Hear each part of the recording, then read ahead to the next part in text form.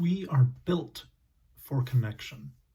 That's what Kate Bowler says in the close of her video for this week, that we are built for connection. And I was thinking about scriptures that connect with this idea.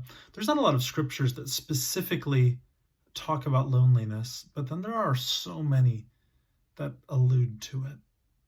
Paul, in the book of Romans, which is his opus of theology, he describes wanting to visit the church at Rome, but being unable to. In fact, the only time he really gets to Rome is when he's going to be executed by the Roman government at the end of his life. We see that in Acts.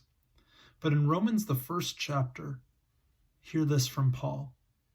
He's writing to the church at Rome. He says this: I'm always asking that somehow by God's will I might succeed in visiting you at last.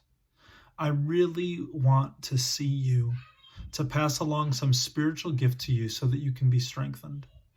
What I mean is that we can mutually encourage each other while I am with you. We can be encouraged by the faithfulness we find in each other, both your faithfulness and mine. Friends, we are made for connection. Why we miss being together is that what we sometimes didn't realize, right, while we were gathering weekly, or even more than that, in conversations and relationship with each other, is that we are encouraged by the faithfulness that we find in each other.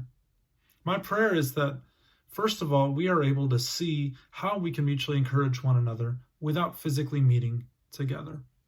So maybe it's connecting with a old friend that you haven't connected with in a long time. Maybe it's connecting with that person that you usually see at church, but maybe you've never connected with on a social level or anything, but you want to connect with them to mutually encourage one another. Another way is for us to reorient how we understand what we do together when we do get together back together.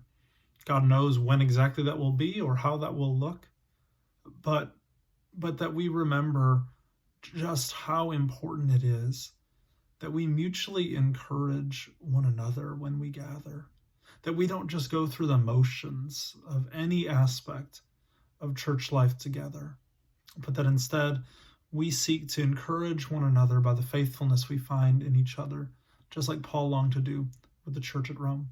God bless you today.